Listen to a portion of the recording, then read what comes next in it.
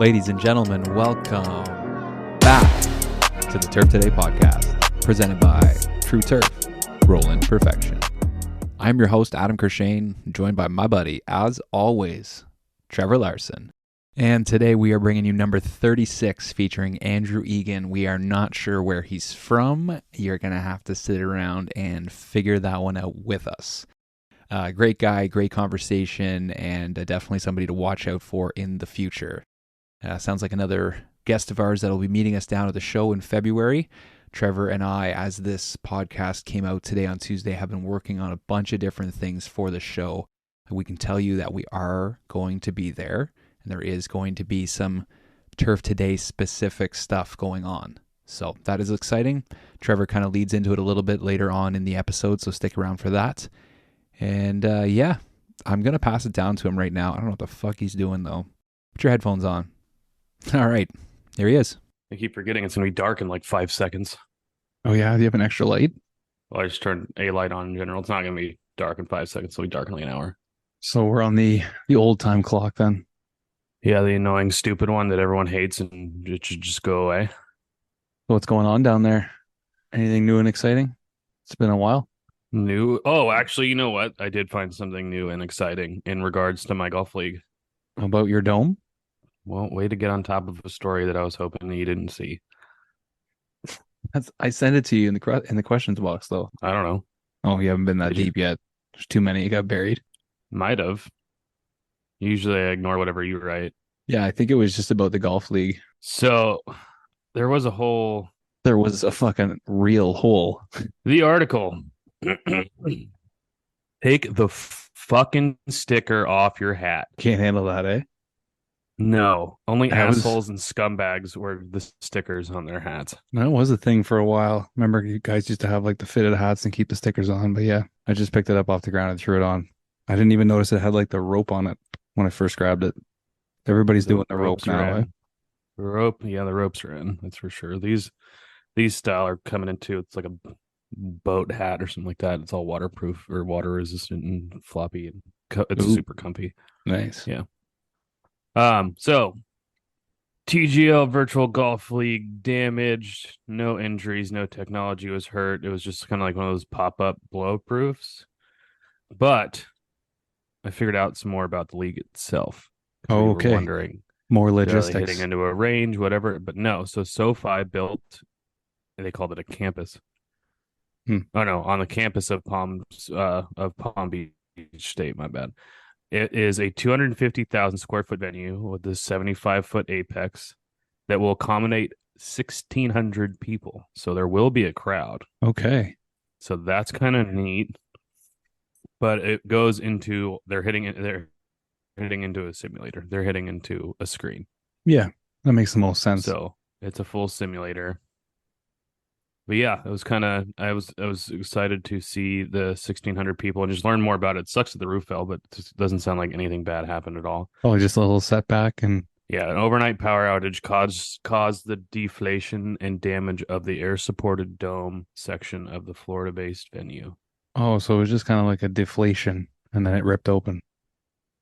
Yeah. So it was internal. Yeah, that's what it sounds like. Well, that is exciting. I had a question for you about the world of golf. I learned that there was a new version. Like you go through disc golf and it's the other ones, foot golf.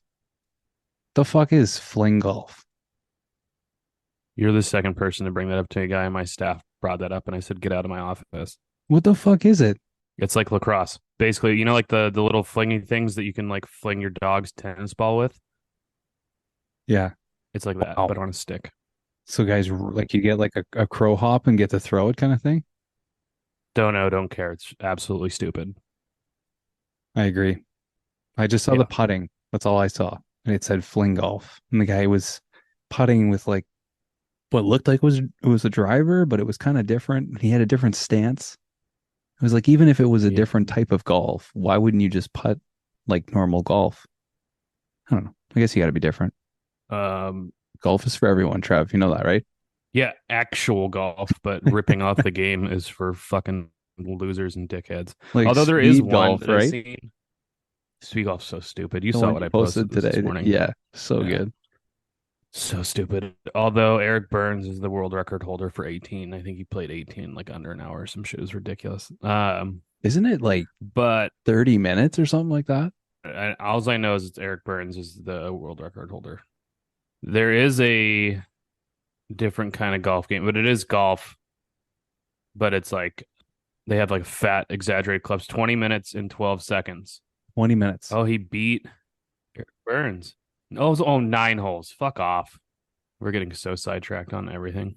Either way, that's still a hell of a round of golf to do it in 40 minutes. I guess you'd be slowing down by the back, but some of those runners can just run forever. There's a different one. It's like it has like they look like little laundry hampers, and then they got like a big oversight, like a big exaggerated club that's probably foam or something, and then they hit like a wiffle ball essentially. So it's like a camp setup. There's 6 holes. It's actually kind of tight. I do like that one. Hmm. But it's golf. You're using a club, you're hitting a ball, and you're trying to get it into a hole. Technically, if you make it in the little basket thing, you get a stroke off. If you just hit it, then it's like you made the putt. So it's kind of Okay. cool, actually. I see what you mean because you have tight quarters like a Yeah, backyard, so you still get to make a full swing with the club and the ball that they have, technically. yeah, yeah. And Nice. then the full swing's not going to go. It'll probably go. It wouldn't even go like 100 yards. I couldn't imagine. Yeah, that makes sense. So it looks pretty neat. Yeah. And then there's urban golf, and urban golf is cool. But remember, those two Yeah, versions of golf that I just brought up are still golf. it's golf. Yeah, they're trying to grow the game, so it's good to see them expanding a little bit. In other news this week, I feel like we've been assaulted. Uh-oh. Tell me it was Ort Wino already. Well, you already knew it. You've blown 2 things today by being ahead of the game, and you're being no fun. But that would have been a guess either way though, because he was talking shit on my side too. That would have been an easy guess. Nice. Yeah, he blew up the page. Good, Yeah. good questions. No football beef, which I appreciate. Which she's got no leg to stand on, but we love Orty, so it's all good. Um, Lots of random questions that are pretty fun. Little Kirchy popped in there with his leaf pushing apparatus. It is insane. I'm gonna see if I can find a way to send it to you, but it's a tractor with a fucking piece of plywood, and he's pushing 3 or 4 feet deep of leaves. Wow. Yeah, I've seen guys use that for straw, like at the end of yeah, when spring comes, just cleaning up the straw. it's pretty cool. We got a lot of food questions. Actually, probably the coolest thing is I got reached out to by it just says Anderson, but it's Gecko Knight, I believe, is his handle. Hmm. Just his name's Anderson, but um he reached out to me on my personal page, which was cool, and he said, "Hey, Trev, have something I think your input might be good on, and would like your wizardly advice." So he had me at wizardly advice and Hmm. pandered You're me to in. go. So that was pretty cool. He said currently working on a semi-private course since August 2021. With an amazing crew and a great boss. I've been communicating with the super at a private, much higher end course, but I am not 100% sure I'd want to leave my current setup. They have not confirmed a spot yet, as I'm still a student, and they wouldn't know until late winter / early spring. But are happy to take my resume. To my knowledge, it says SI. Superintendent. It's just one word, bud. I could be wrong. You still understood it. Well, I just understood it now. I always think of Sports Illustrated, SI. Yeah, I know, right? Swimsuit edition. Would Right. would be accepting of me going for an experience and would let me come back if I asked. The only thing is I would take a tiny pay cut. Do you think it would be a good idea? That's reaching to you because I've answered him with a monstrously long message Oh wow, that that's I'm nice. not reading. Yeah. You're not going back into. So is this something he wants to be on the podcast though? Because like he's okay with his boss and stuff knowing about it. Ooh, great question. We can leave names out of it, I guess. It's always good to go and check stuff out. Like your boss can't be mad at you for having an interview or going on an interview to check stuff out. It's for your career. You already talked to him about it because he said they would be accepting of for me going and for the experience and would let me come back. So he's already talked to him. So I can't imagine this is something under wraps. So yeah, we'll go check it out. At least you know. And if you work there for a year and get the experience and you want to go back, it's great to go to other courses and get different experience and work under different people, different equipment. Like it's always good stuff. So that's basically what I told him. I said, and not knowing what I know now at the time, I said, and shortly, like if you can afford to live your life the way you are now financially, like it'd be worth it, you know? And I said, young in your career, and I said, correct me if I'm wrong, but I'm assuming you are. It's the best choice to go and get the most experience if you can at different courses. And if your current superintendent is like, yeah, dude, go do it, and then you can come back if you want or whenever you want, like it's a win-win. But it came down to uh, dude's a high school student, which is rad because he's already doing what a lot of people don't do, which is reaching out and then taking on bigger roles or trying to learn and learn by doing. So he's So I in was like, high well, damn, school. he's a high schooler. Oh, wow. Yeah, good on So you, man. The more experience you can get, because when you go for like a main job or try and go for an assistant's job somewhere, like that'll really help you having different experience at that age. well, and yeah, and just having the years under your belt too, which those Mhm. don't always mean a ton, but different courses, different levels, different, yeah, like it's huge. So I told him like, man, go for it. And then he thanked me for the time and all that, and he's like, oh yeah, you don't have to. He's like, I'll keep in touch if that's fine. And he's like, if not, I fully understand. It's like, no, dude. I said, don't hesitate to reach out. So that was pretty cool today, actually. I think that was probably the only highlight of my day. Well, it's good that people can reach out and brighten up your day. They're not always going to brighten up my day, just so you guys know. Not Um, always. but that was cool because it was sincere, which was dope. Yeah. So Do you want to? Never mind. Go. I was just gonna say we're going out to Colorado today. It's our first time. Colorado. Do I'm fucking you out want of it today, to dude. We had no sleep last night. lock it the fluck in? Locked and bloated. Get me Yes. more. You want to do food questions? We do a couple of food questions, and then we could probably do a few with our boy. I got one question for Trevor Sports Corner. Ah, okay. Let me open this shit. Um, Lots of food. Let's see. Little Kirchy just said he sent in the video of our leaf setup. My other videos with the lead pusher and Sam Pro. Yeah, we talked about that. I think it was gnarly. I'll see if I can send you the videos. Maybe we can post them if you would like to. Caboulture just said FFS. And he wrote on my side, red or green. Colin. Shut up, Colin. But underneath it, there was the emojis of the peppers, the green peppers, and the what looks like a chili pepper, but a red pepper. He's being facetious. Yeah. Yeah, there it is. I like uncooked green peppers, like just chop them up, have them with a Like little bell ranch. pepper. Yeah. Yeah. They Cucumbers. all taste the same. Every single bell pepper, doesn't matter what color it is, it tastes the same Uh, to me. yeah, to you. Yeah. I think the only thing is like I feel like the yellow ones texture wise are a little bit softer. If you close your eyes, I bet you couldn't tell what was what. And you would never put them on a pizza either. So You shouldn't know. Turf guy 5'2", In and Out or Five Guys. I haven't had In-N-Out in years. I mean, Five Guys is so good. It hasn't changed, man. Yeah, yeah, In-N-Out is special. It is honestly special. I remember it. It's one of those things you just like, yeah. We'll meet again. It's severely overrated, but it is very good. Like Yeah. people just blow it out of proportion. So when people come and try it, they're like, well, it's good, but it's not like that good. No one ever said it was that good. It's just perfect every time. You've never had a bad In and Out in your life. Ah, that's Maybe the nice. fries could be some part from time to time, but that's fine, whatever.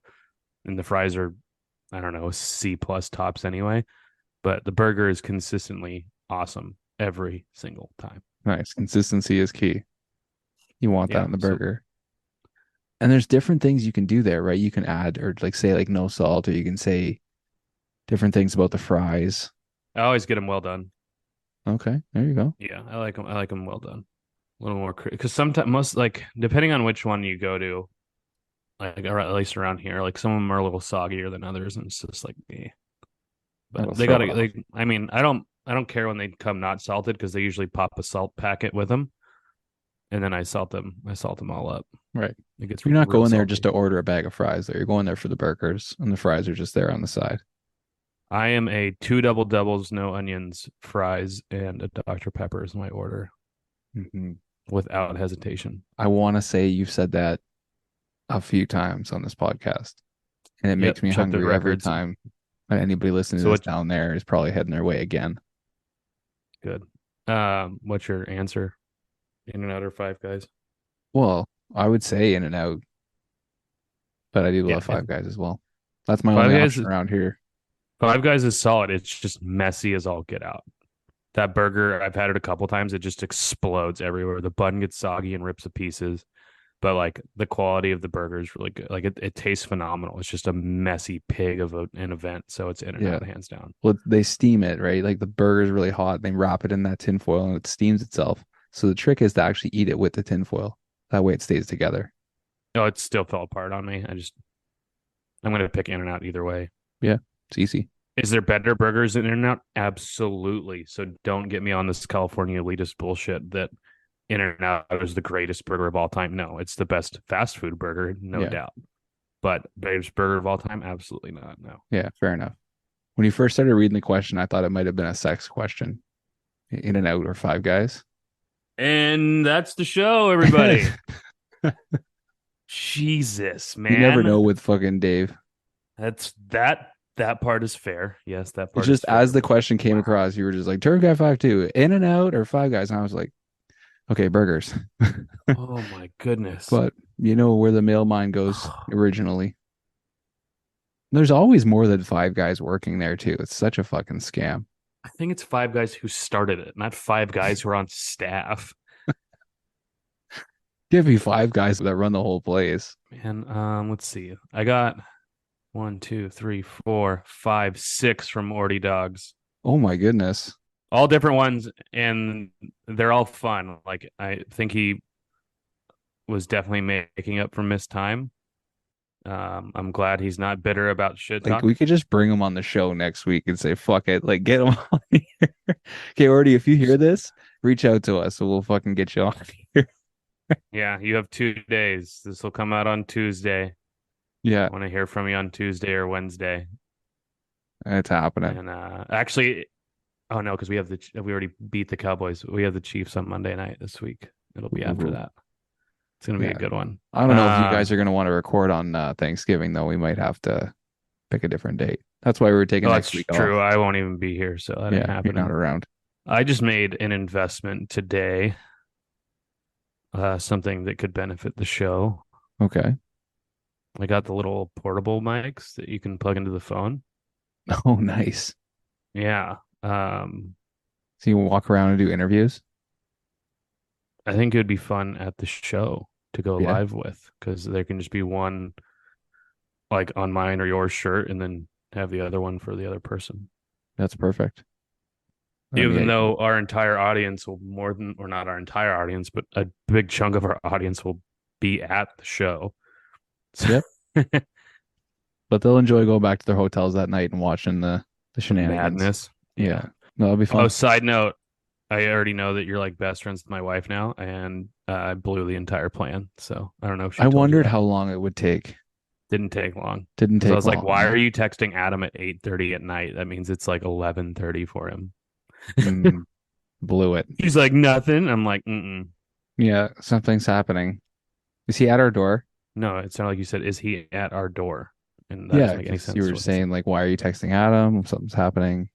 Oh, Maybe no. like, And then she finally spilled it. And I'm like, I don't like to be surprised at all, ever. I want to know what's going on. there you go. Yeah. And she knows that. And she still tries to surprise me, but I blow it every single time. I find out something somehow and she slips up some way and I figure it out. Yeah. Well, now you got 10 months to plan. It's going to be 10 months from now. I don't know. Well, I don't know how much you know. So what am I supposed to say? I could just be a dick and say I know everything and make you spill more and then I can guess it and ruin her day. Well, it sounds like you guys have to talk about things. No, I don't. It doesn't matter to me. Yeah. Sounds like we're going to Canada. Fuck yeah. Next year, right? Well, yeah, we're not going for Christmas or You something. guys, I know. I was thinking they should come for the winter. If you're going to be here in Canada and you're going to experience it. I don't know how well she would do in that kind of cold. Really? Yeah, she's not a cold gal. It is a lot. Although she does own like 50 million sweaters. It would be a And- hell of a difference though going from California to cold Canada. Well, I mean, We get cold here too at night and in the morning, but definitely not that cold. Yeah. Sometimes it's like don't go outside cold. That's not Yeah. fun. I mean, I've lived in that. Yeah. I've experienced that for multiple days at a time. I'm almost willing to bet that she hasn't, other than like going to the snow at like Lake Tahoe, maybe. So yeah, you have kind of experienced it a little bit.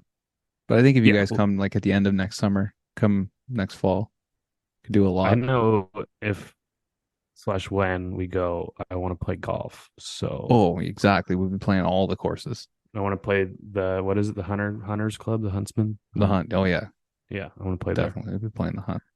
Now we Yeah. can find some other ones to play. Attention, all you turf enthusiasts. We've got some news from True Turf, and that's as exciting as a hole in one. It's your last opportunity this November to enter the Show Us Your True Turf Global Photography Challenge. Capture the beauty of your golf course with your True Turf roller, and you can win a jaw-dropping 10,000 US dollars. Entering the challenge is easier than scoring a birdie on a par 3. Share your masterpiece on Instagram, Facebook, or Twitter and tag us. Then swing over to showusyour.trueturf.com to register your entry, and just like that, you are in the running for 10,000 US dollars. Hurry, submit your entry today. Don't miss the big opportunity to showcase your passion for turf care and win big with True Turf, rolling with perfection. Oh, so the sod project. Which one? I was going to be resodding the dead parts of the green from the heat wave and no water this year. That's the big sod project. I get about 7 cuts into a green, and the sod blade snapped. Oh my God. So is it even worth picking it up yet? Or you just leave it, tamp it back down, water it? Yep. Yeah. I didn't even, well, I just kept it normal. We actually got an inch or just shy of an inch of rain yesterday. So it was already Um, soggy. It was nice well, cut. I cut it. I cut it last Tuesday. Oh, I see. Was it last or Tuesday? So yeah, last Tuesday. Is when I started it, and yeah, we just tamped it down. Luckily, I was waiting because I'd figured something was going to happen because nothing ever goes smooth ever in the history of time at my place. With All right, a bunch of those hockey teams over in Sweden right now. wait for it. Hockey. The dude who accidentally killed the guy, Crazy, eh? That's one of the craziest things I've ever seen in hockey. he got arrested. They I arrested him, know. Yeah. which is They- good because rewatching that video and his history, yeah, I don't think he actually meant to kick him in the neck, but he definitely tried to kick him. Like, I don't think his Yeah. intention was to obviously do what happened, No. but he was definitely intending on kicking that dude and doing something. And so Yeah. I'm very happy that he's been arrested. It's going to be hard for him to argue that it was an accident. Accident. Oh, did you finally stomach it and watch the video? Yeah. Yeah, Did. that's not an accident. No. No. No. And then I just heard that, for him that would be his best argument, but what's happening is a lot of people are starting to order the Kevlar protection, so like neck protection, wrist protection, Achilles protection, So all for that kind of stuff, to me, I saw a lot of like talking heads on ESPN and whatever talking about that and like, yeah, we gotta get that, we gotta get it. At the same time, though, how long have we played hockey and that hasn't happened? It's never happened. Yeah. It wasn't a freak accident. The dude threw a kick. Right. So it wasn't a hockey play. Exactly. It was not a hockey play. It doesn't happen. Like, I think it's a little extreme to go down a hard. If you want to get it yourself and on your own for a while until you realize that, okay, yeah, fine. But I saw that there were some leagues that are like, nope, they're required now. And it's like, that's Yeah. It's hard to make a requirement. But yeah, it's something that's people are getting into now, I guess. and all the way from Colorado. Yeah, so I'm actually in Nebraska. Oh, well, what the fuck, man? Now all of my notes here are now meaningless. I had like 7 to 8 pages of Colorado jokes, and now I can't even do them. Yeah, it was all Colorado Well, you can stuff. still do them. I'm from Colorado.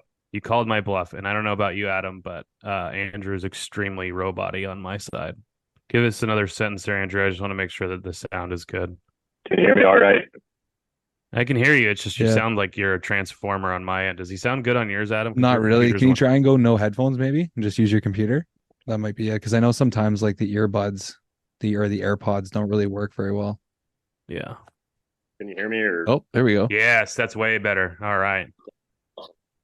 Perfect. We're back. Something's like wrong, whatever. I don't know. It happens with the wireless earbuds. It's not a big deal. Yeah. Well, how's it going, boys? It's Oh, not another bad. day. Glad to be back in the States with the show. Yeah, Yeah. a couple weeks Still overseas. jet lagged from the last 2 episodes. It was funny that there was people actually thought we went over there. I wish. Maybe Was there one day. really? Oh yeah. Yeah, we went all the way over to the other side and didn't post any content, no photos, no video, nothing. Yeah. Yeah, didn't play golf or anything over there. Yeah, what the Oh, we'll what a have to bunch do it of one day. boneheads. So we initially thought we were going to Colorado, but where are we, Andrew?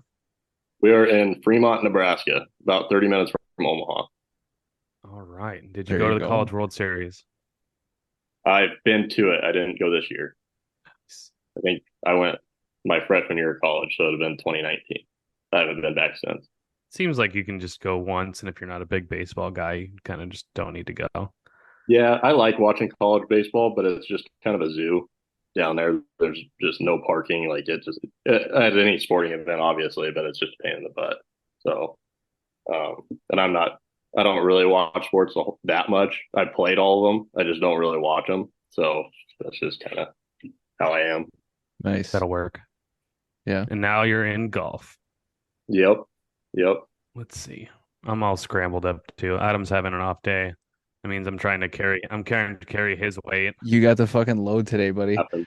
No, I was just gonna ask you, like, were you baseball growing up and then made the switch kind of like Trev? Actually, like myself too. We weren't even allowed You to play mean like golf as a Every 30-year-old golfer everywhere. Yeah, I guess so, eh? That's just a track.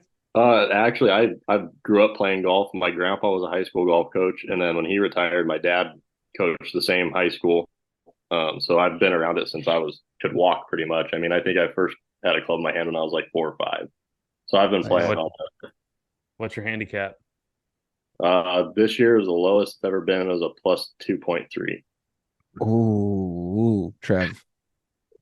There he is. There's the There's a Turf game. Today Cup champion right there. That's definitely the lowest handicap that has been on the show. Yeah, I think so, I yeah. played 4 years of college golf here in Nebraska. So Cornhusker or different college? no, I'm not that good. Plus 2 is pretty fucking good, man. Well, yeah, exactly. Never good enough to play D1. So I actually graduated high school from Colorado and wanted to move farther, like just over like 6 or 7 hours away from home, just to have like be independent, whatever. So I found a school, and my whole goal was to play college golf somewhere. And so I found Midland University in Fremont, Nebraska. We're NAIA, small Nice. private school. Talked to their coach and came out for a visit and started playing. So I actually was going to quit my freshman year. I was playing so bad. I went from a 88 scoring average my freshman year, and my senior year when I graduated, I think my scoring average was like 74 point something. There we go. So made a huge Turned it around. You had to get used to that Nebraska air. Yeah, it was a little different. I could imagine. I mean, the elevation's got to be pretty different from Colorado to Nebraska, or am I in a different planet? Yeah, no, it is depending on where you're at in Colorado. So I was in Pueblo, which is in like the plains part of Colorado, the eastern part of Colorado. So from Pueblo to here really was like maybe 5 yards. It's not a huge difference. But you go up into the mountains, and even from Pueblo up into the mountains, it was, 10 yards or so. Just kind of it'd be probably like an extra club or one less club. Nice. Oh my God, that makes golf so much harder. Yeah, the putting was the hardest part, and because in the mountains, it's just you got to play the slope on. Like you look at a mountain, and if it looks like it's going to break towards the mountain, it actually kind of stays straight, and it kind of vice versa both ways. It just Interesting. yeah. It was always like we played courses and it was like everything breaks away from the mountains. Everything breaks away from the mountains. And We're surrounded by mountains. yeah. So were you working on the course while playing, or was that something you got into after when pro golf didn't work out? So I grew up in Pueblo, worked, played high school golf, whatever. Started working at a country club there as a bag boy, just a cart guy, whatever. Did that for 6 years, I want to say. Then stayed in Nebraska. Last year was my first full year out here, and we had a house, and I was able to stay and work during the summer. And I had a job or an internship doing marketing, which is what my degree is in. And after like 2 or 3 months of that, I was like, I do not want to be sitting behind a desk anymore. I hate looking at my computer all day long, not being able to go outside, whatever. So I quit that, and I was like, well, I don't know what the hell I'm going to do for the rest of the summer. So I just looked at a couple of courses near where I lived and sent one of the supers an email and was like, hey, I'm willing to work for you if you'll take me. And he messaged me back and was like, come and talk to me. I went and talked to him, and he was like, yeah, I'll hire you right now. He's like, start on Monday. So Wow. Get in here. Yeah, they needed some help, and I was willing to work, and I showed up and started doing it, and was like, never once crossed my mind that this was going to be a career that I would take, and ended up doing it for the rest of the summer, and was like, I really enjoy this. I'm outside, I'm on a golf course, like I get the best of both worlds. I like playing golf, and I like working with my hands doing stuff. So kind of looked into it. At that time, I was actually working inside the golf shop at another golf course in the afternoon. So I was working from like 5 o'clock in the morning, and then at 3 o'clock, I'd get off and go and work at another golf course until 9 o'clock at night. Wow. Yeah, long days. Yeah, a lot of golf. Granted, sitting in a lot of golf course. Yeah, sitting in a pro shop really isn't that hard of a job. You just sit there and talk to people. So kids in the pro shop at my course literally sit there and read a book. Yeah, I would just sit behind the computer and watch movies or something for most of the time. Like, slam my face on the table repeatedly. Yeah. It'd be so boring. Bored out of my mind. So anyways, at that course that I was working at inside the golf shop, I talked to their superintendent, and he was like, I'm looking for an assistant for next year. He was like, I know you don't have any experience hardly at all. He was like, but if you're wanting to do this career, he's like, I'll train you. You can be my assistant. It'll be your title. He's like, and I'll just show you what to do. So that's what I ended up doing this year. Wow. Right on, man. Talk about right place, right time. So to everyone who's always opportunity, how do I move up? Look what Andrew did. Went and talked to someone, asked about it, expressed interest, and boom. Not saying it's going to happen for everybody, but still awesome how that worked out. So this was your first full year or for full season. Yep. Do you guys is it seasons in Nebraska? Do you guys have snow in the winter? Right now is next week. It's supposed to start getting really cold, so I'm kind of transitioning from this into finding a winter job. So yeah, full season. This is my first full season. Right on. At the Oakland Golf Club. Yep. It's always fun seeing and meeting people from different states and areas where there's like Oakland Golf Club, where I grew up like 45 minutes from Oakland, California. Yeah.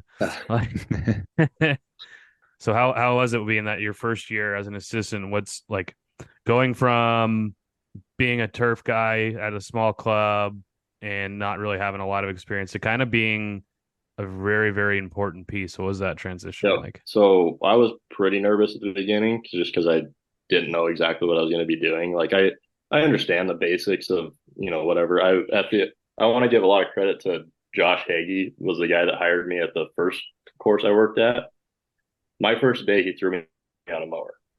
I was fully expecting, like, you're going to be raking bunkers, weed eating trees, like, whatever, like, just the shit work that high school kids do. And he put me on a mower, and I was like, well, cool. He actually, he kind of trusts me, even though he doesn't even know who I am. You got a driver's license? Here you go. Yeah. So he taught me how to mow, and then ended up actually working on irrigation that day too, which I had no idea what I was doing with that. So I just pretty much stood there and held the shovel. But through that summer, like I learned a lot just in like the 3 months that I was there. So I kind of had an idea of what was going on, just not like technically like how to grow grass actually, which I still don't really know how to do that, but Water I it. know a little bit more. Yeah. So I was nervous, but it ended up working out. And my boss was just great at that golf course. He has taught me so much and has let me kind of take over some different things. Like his wife works with us full time. So kind of funny story. Him and his wife have worked together for the last 20 years. Wow. Same, they live on the golf course. They both do it. He's a super and she's just a full-time employee. She usually just mows fairways, but she does a little bit more than that too. Good on But them. so she was telling me, she was like, he's never let anybody else top dress before. He's never let anybody else spray before. He's never he's never really had an assistant. It was just a small town golf course. And he had let me do all that kind of stuff. And he trusted me with it for whatever reason. I don't know, but I didn't really You're screw a golfer. that. I don't think. Yeah. And that definitely helps. I'll give you the secret. We trust golfers more than landscapers, gardeners, or whatever, because a golfer is actually going to care and have the attention and like the focus to not fuck it up is going to come from a golfer rather than your run of the mill, landscape guy. Yeah. Right. The guys that don't like golf or don't care about golf, they're dangerous on the course. Yeah, and usually it's don't care about golf. I haven't worked with, or hired anyone who doesn't like golf. Yeah, it's true. And I wouldn't hire them. That's what I noticed just being out there is like, I understand. Like if somebody's waiting on the tee box for me to get off mowing a green or whatever, like I understand what they're going through just as much as what I'm going through. Like, yeah, it sucks on my end because I got to get off the green or whatever, speed up or whatever it may be. But I also know that they're paying money to be there and play golf, and it's annoying when you have to wait on people. So I get it both ways, and I think that helps a lot. Yeah. Yes, it does. It's one of the first questions I ask anyone that I interview. Do you play golf? Yeah. Yeah, and you know the course too, so he can talk to you, right? Like he can explain to you where things are and what's going on, and you actually understand that. Whereas other people that he would first hire would be like, "What hole? Where? What's a tee?" Like, Yeah. What's a collar? Yep. Yeah. Yeah. We had a really good crew this year too. I just graduated from college and played golf and still live in the same town that the college is in. So I know all the guys on the team that haven't graduated, and a couple of them still live here or around here. So I got a couple of them to come up and work for us this summer, and it was just nice. awesome. That's fun. Golfers work with me and my buddies, like some of my best friends at the golf course with me. That's pretty good. And usually on the golf team course like that, as long as they respect what your position is, in which it sounds like they did, and that's what makes it awesome. I've had people hire friends, and it's been an absolute nightmare. And it's like I've had friends ask me, like, "Oh man, you need someone to come and work for you?" I'm like, "No, dude, I'm not. Sorry, like, not hiring anybody's. I'll hire previous employees from old courses, absolutely, but not someone that I've gone out and gotten drunk with." Yeah, that's tough. At a non-work function, I should say. Yeah, my roommate through college and my best friend, he actually is kind of the one that got me into it for the most part. Like he worked at a golf course in Cambridge, Nebraska, which is about 3.5 hours from where I'm at. Small town golf course, but it's a beautiful 18-hole golf course. One of my favorite courses I've ever played. And he worked there all through high school and the first 2 years of college. And he was like, when I quit that job, he was like, "What are you going to do?" And I was like, "I don't know." And he goes, "Work at a golf course." So that's what I did. And it was fun because he was working at Oakland outside on the maintenance crew while I was at the Pines doing the same thing. And I'd get home and be like, "Dude, I have no idea what I'm doing. Like what am I doing right with this? Like, how does this work?" And he's like, "Oh yeah, that's how you do that." And they did like show me something. And then we literally just come home and BS about working at the golf course all night. Just talking shop. Yeah. Yeah. So, and he actually worked with me this last summer too. So it was my best friend up there, and he actually has way more experience on it than I do. So even though I have the title, like he respects it, but he's like, I could ask him like, "Hey, do you know how to do this?" And he's like, "Yeah." He's like, "I'll show you how to do it." So it was, Heck yeah. Well, that's the big thing is like respecting the title. Like my first assistant job, there's dudes who'd been there for 30 or 40 years. Like, well, where have you worked? I was like, I was back there for like a couple of years, and they're like, and like some of them didn't. I had to earn the respect, which is fair too. But at like the beginning, it was kind of annoying where it's like, I'm, you guys kind of got to do what I'm asking you to do. Yeah. Hey guys, I'm just here to talk about Aquatrolls. It is early order program season and Aquatrolls is making EOP easier than ever. Simply sign up for Aquatrolls Approach and earn points on purchases all year long. All purchases made before April 30th earn double points. You can redeem these points directly in Approach for gift cards, account credits, and more. To sign up for Approach, go to aquatrolls.com today. And now back to Andrew Egan with a story from Pueblo, Colorado. Pueblo is not a nice town. Okay. If you look up like some of the worst towns to live in Colorado, it's like ranked like 1 or 2. Like Jesus. homeless people everywhere. When I say crackheads, I mean just homeless people they're usually all on drugs. So Oh, you're sure you're not in Los Angeles? yeah. Oh, that's the other Oakland. Our course was located in the middle of Pueblo, like right in the middle. And it was like right in between 2 highways where all the homeless people were at. So the people would just come like walk through the golf course all the time. And Ooh. we'd get calls, and it was a private club, like pretty nice. We'd get calls, hey, somebody's walking through, you got to go tell them to get off the course. Blah, blah, blah. Yeah. So my like second day as a bag boy there, I was 16. We get a call. It's like right before dark. This guy is out on one of our holes, like just off in the prairie next to it, hitting golf balls with a stick. That guy's playing golf. So just having a like, time. Yeah. No, Tiger Woods, check me out. He's just swinging it like a baseball bat at these guys. And so me and my coworker run out there, and we're like talking to this guy, like, dude, you gotta stop, you gotta leave, like whatever. And he's like, I'm a drug runner. I know all the cops in this town, blah blah blah. Like I'm just easy, buddy. We're in Pueblo. Yeah. Yeah. And I'm like, dude, we can either call the cops or we can get you out of here ourselves. I was like, I'm with a 6'7" football player, a D2 football player. Like, well, we can take care of it. And he was like, oh, you're going to call the cops on me? I'm like, well, yeah. And he's like, no, I'll just leave.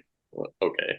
But that's one story out of, I don't know how many. Like, it was like that. I swear, like once every 2 weeks, we'd have to do that with just somebody. Remove somebody from the parking lot or from the course. Jeez. We had our cart barn get broken into. It was like once or twice a week for like 2 months straight. Jesus. Yeah. Were people trying to sleep in there or something, or just get in and steal shit? So at one point we had our drink cart in there, and I never used to take all the alcohol out of it. So one day I get up there and it's like 6:30 in the morning, and I'm all by myself. Open it up, garage is just torn to pieces. Garage doors like just busted up. Lock was cut on the gate, and I'm like, oh boy. So I walk in there, just alcohol everywhere in the cart barn, just everywhere. And I get in there and I'm like, somebody's still in here. Like, they drank this much alcohol, they're probably passed out in one of these golf carts. Right, so I'm like walking around trying to. I was like, I don't know. Nobody was ever in there, but yeah, that happened. Like that one summer, it was once, twice a week. Usually, it was sketchy. Found tons of crack pipes and stuff all over, needles. It was just like that all the time there. It was wild. That course. Crazy. So is this course with the member guest boxing match? Yep. So this was also the first year I worked there. So this is all happening when you I was had 16. a hell of a 16-year-old year. Yeah. We have our member guest. It's like one of the oldest member guests in Colorado, and it's huge. It's like 4 days long. Tons of people come. One of the days, one of the members and their guests didn't show up, so they had to have somebody go out and score for somebody else, like the other 2 that they were supposed to play with. So our head pro was like, well, you want to just go out and play with them? Well, yeah, sure. You go paid to play golf and keep their score. Sure. Yeah, why not? We get out there, and I'll just preface this, they're both big jack dudes. Not to say their names, but it's a father and a son, and they're both just meatheads. Yeah. And they're really, like, when I was playing with them, they were really nice. But we get on to number 10, which is like a 265-yard par 4. Drivable, but if you hit driver, you go out of bounds, over the green. Can't hit driver, but like Yeah, I'd say three wood drivable. Yeah. So the guy I'm playing with, he's like, I don't think I can hit a 3-iron there.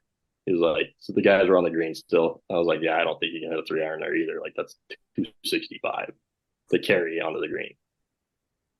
He just nutted on this thing, lands it on the front edge of the green. Yeah, rolls it right up in between this guy's legs, and I see the guy on the green pick his ball up and tee it up in the front of the green. No way. And I was like, dude, you just teed your ball up on the front of the green. And this is an expensive tournament to play in. Like it's pretty competitive. And they go driving up there, and then he gets out. The guy's on the next tee box, and he runs up and he's like, "Why the fuck did you tee my ball up on the front of the green, you fucking asshole?" Like just screaming at him. And pretty soon they just start going at it. These two guys just rolling around on the tee box, throwing hands. I was like, this is unreal. And I'm sitting there just sitting in the cart like, oh shit. And I'm like, oh, I should probably call somebody to get this stopped. So I you should have filmed it. Like, oh, I should have. I really wish I should have, or I wish I did, but for whatever reason I didn't. But I called my boss, and like 2 other guys come running out there and like broke it up. I'm assuming the jack dude whooped his ass. No, actually. It was like, damn it! I was gonna say, because that dude deserved to have his ass kicked. Yeah, the ball rolled up on the green. It wasn't in any danger of hitting someone or hurting someone, and you tee it up like a dickhead. Fuck you. Did you guys yell now, four? If they did too? it on a par 3, then yeah. Yeah, no, yeah, we yelled 4. I mean, we never fuck that guy. never thought that it would have got there, but it did. Yeah, it happens. 3-iron. That's a monster. Yeah, dude's an animal. Insane. And then he got his ass kicked. That sucks. Yeah. Wouldn't you just respect that though? Like you're about to putt and the ball comes rolling up. Yeah, and that's how I am too. Like if I'm on a drivable par 4 and somebody rolls one in between my legs, I'm like, damn, that was a good shot. Yeah. Yeah, exactly. Like fuck, all right. I'm like, yeah, nice. Yeah, nudge it a little forward for him, give him a little grace there. No. This is it's a this cash isn't tournament. Canada, Adam. This isn't Canada. Calm down. Stop being so nice. No freebies. Fuck that. I'm putting that thing a little further away in a tournament. Yeah, exactly. Was that my buddy? Yeah, let's pull that back a bit. Holy shit. Yeah, golf course fights are so funny. I've seen one in my own cart, and not me personally. And then just the videos of them are so ridiculous because no one's ever like necessarily right. No. You're a jackass on either side. There's sides that are less jackassery, and there's more on one side. Yeah. Like, I think dude who set up the tee in your story is a way bigger jackass. Yeah. But he got his. Yeah. It was funny afterwards too. Like the board, they had like a meeting with the board and everything. And like a week later, they both came and apologized to me, which I didn't give a shit. Like it just happened, whatever. They like come and apologized to me because I was there with them. And they just yeah, you were working, right? Yeah, I was working. They just came and apologized. It was hilarious. I mean, like that's not good enough. I need a written essay. Yeah. Front and back, no double space. Oh, that's good. Oh my goodness. Now that you're telling that story, is there any other crazy ones you can think of, but more or less like working on the course? Well, those were both while I was on the clock. True. Bag boy. True. That's true. I feel like I feel like you have a very shocking story about working turf. Oh yeah. So this summer we're working on an irrigation leak. It was actually a huge leak. This hole was like 8 foot big, like long and like 4 foot deep. It was huge. Anyways, we're fixing something, and there was one of the wires from the irrigation. I don't know all the terminology yet, so forgive me. Anyways, it was like I think it was 110 running through, and I like reached my hand under it to like wipe it off for some reason, and I like felt it pop a little bit when I was farther away from the nick that I saw. I was like, "Ooh, that's kind of hot." For whatever reason, I don't know why I did it, but I was like, "Oh, I need to clean it off so I can tape it up." And I like wiped a rag underneath it, and it just shocked the shit out of me. I mean, like I ran my hand underneath like this, and as soon as I hit it, it just like tensed up, and it shocked me, and I like was like gripped onto it, and I like happened to like roll over and let go. So I was like, I stood up, and like my boss was there. He's like, "What just happened?" I was like, "I just got shocked like crazy," and he was like, "Oh, I should probably go turn that off." And I was like, yeah. Wire's live. Yeah, I was like, My name's Andrew Egan. Welcome to Jackass. yeah, it was like definitely my fault, but I was just like, I still today don't even know why I did it because I knew it was. It's 80% your fault. The power should have been fucking turned off if you guys are dealing with a leak. And that's what that kind of system, like Yeah. my system, I don't need to turn the power all the way off because it's mainly communication wire. So you typically have two wires. You have a power wire and a communication wire, depending on your system. That's pretty standard. Sometimes it's three and it's like two communications, or it's like a wraparound power. So, I mean, I've been shocked by them too, but I've never had anything that was like gnarly. I've had kind of like a touch, like an electric fence kind of shock where it's like, oh shit, make you wake up a little bit. Like, who needs fucking coffee now? But having it stuck in your hand like that, though, like just fucking, ooh, Yeah. that would be. Oh, Yeah. Yeah, it was like, I wish somebody would have had it on video because it would have been hilarious the way I just like rolled over and fell and let go. Like, it would have been it's like funny. you got tased. Yeah, Yeah. that's what it felt like. Have you actually been tased? Not like actually tased, but one Then of my friends had one and like just kind of zapped me with it. No, a police taser is way different than an irrigation one. I can promise you that. You got police tased, Trev? I was a correctional officer at one point. Okay. So everybody's got to do it, Yeah. right? Everybody's got to feel Yep. it. If you're gonna carry one, you gotta ride the wave. 5 seconds of 80,000 volts. You I still got to have- ride the wave. Yep. I have a scar on my ass and on my shoulder from it. It still. left a scar? Fuck that. Yeah, and they were clips too. It clipped to my shirt and it clipped to my back pocket, and there's still a scar on my ass. And that was like 8 years ago. Wow. That shit sucks. Don't get tased. Go ride the wave. Yeah, I don't want to. Pepper spray was easier than getting tased. Wow. They had you guys fucking going through the fucking gauntlet. Anything you carry, you have to do it so that you don't abuse it and like just blast someone's face with pepper spray. You have to know what it feels like. Right. Pepper spray sucks, man. Fuck. And yeah, and a lot of people that use pepper spray get the backlash of it too. So probably good to know what it's like. You can be within 20 feet depending on if it's a small room. Anyone in that room is getting fucked. Wow, that's Jeez. nuts. Oh yeah, pepper spray sucks. Anyways, back to golf. Yes, to the quest. So are you like thinking about moving up and on? You want to move or go to school and try and become a superintendent? Is that the goal? Yep. So that was kind of the reason why my boss now hired me. He was like, I'll train you here. He's like, I'm looking at retiring in the next like 5 years or so or under that. So he kind of hired me to train to take over that course. Whether or not I'll stay until he retires, I don't know. It just kind of depends on opportunities that pop up. I would like to do some type of schooling for it, like the online program from, I think it's Georgia that I think Trev, you did it? Yeah. I know I heard it on the podcast at one point, so Yeah. that was kind of what made me look into it. Principles of turf and grass management, or principles of turf grass management, something like that. Is a killer program. It's like $300 or $400. And It's not bad. It's sponsored by the GCSAA and a couple other ones. No, it's not bad at all. And it's an at pace program. So you do it when you have time and you just have a year to complete it. And it's pretty thorough. It's a phenomenal program for someone who just wants a little booster and something to put on the resume. Good. Yeah, That's it's what I'm killer. looking for. Highly, highly, highly recommended. Would you need a license too in Nebraska? Yep. So I'm working on getting that too. I actually Okay. was going to take that in the spring this last year. And then I don't know if I got busy or what I did, but I was studying all the books and whatever for it, but I've got to go and take the test still. So planning on doing that this winter. Damn. If it's anything like California's, don't be upset or defeated if you fail it a couple of Yeah. times. I don't My know boss told me how it's not intensive it too is there. bad, but I don't Yeah. know. I imagine My thing is like I just don't know what's going to be on it, so I need to just go take it the one time, and then if I fail it, then I'm like, well, at least I know what's on it now. And if Yeah. I pass it, then I'm like, sweet, I don't have to take it again. Yeah, that's Yeah. true. Good point. Yeah. And every state's different. So I mean, like the California QAL, like 95% of it has nothing to do with what we do and what I'll ever do. All the extra regulations and shit, eh?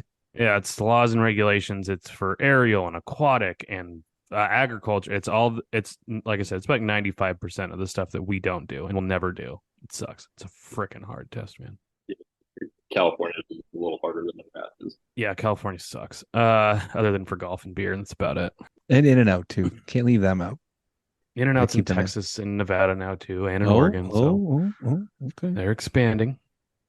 Okay. Well, do we want to dig into a few questions here that we have, Andrew? Oh, yeah. Because he usually asks one when we didn't have him asking one this week. You didn't ask yourself a question? I did not. I wouldn't know the answer. I wouldn't know the answer. Well, I definitely didn't get any golf. Actually, I did. I got one golf one. So from Ort Wino, our resident Cowboy fan. Our resident Cowboy fan. We love one him. pesky bug that you can't get rid of on your course. Ants. Ooh, are they Ants. fire ants or sugar ants? I honestly don't know. I just know they make a whole lot of piles of sand on the greens and in the fairways. Are they bright red and bite you and burn like hell, or do they just leave I you don't think alone? they're fire ants. I think they're sugar ants. You would know if they're fire ants, I Some other promise kind. you. Yeah. They're not Fire nice. ants. All summer long, we get them, and we spray for them and stuff, and it knocks them down for like a week or so, and then they're back. But it's just a mess. It just not really does anything bad. It just makes a mess. They're just piles of sand on every green, and then in the fairways, it's even worse. And some holes are way worse than others, but yeah, that's our problem is ants. Interesting. Adam, what do you got in Canada? It's actually not a bad one. We were dealing with that right now as well. Mostly collars and edges of fairways and things like that where we get lots of sand buildup. We've been using some of those little drops. There's a couple different companies that make like little gel drops just right in the top of the hole. And, they take that whatever Like that the shit that poison you is use down. at home? Basically, Yeah, yeah. Great. They love the smell of it. They bite it and they take it to the queen and then they feed it to the queen and then they all die later. It's kind of like a ricin. I Yeah. only know that because I just rewatched Breaking Bad. I need to try that here. Yeah, it's like what is just your ortho or whatever. It's just your common. They have Yeah, it this in one's like a gel. I literally was a gonna little say drip it's bottle. not a Oh. Raid product, but it's definitely like an SC Johnson or something like that. Yeah, it's on par with Raid. It's the same big name, whatever. I'm pretty sure it's ortho. I don't remember, Could be. but yeah, it's literally just a little drip bottle, drip drip. My biggest pest that I can't get rid of on the golf course is the public. Nice. Just can't- I hope can't get rid of somebody them. was ready for that. They're like, he's gonna say the public. It's the first thing I thought too. Nice. Mine would be ground squirrels. Ground squirrels, I guess, wouldn't be a pesky bug.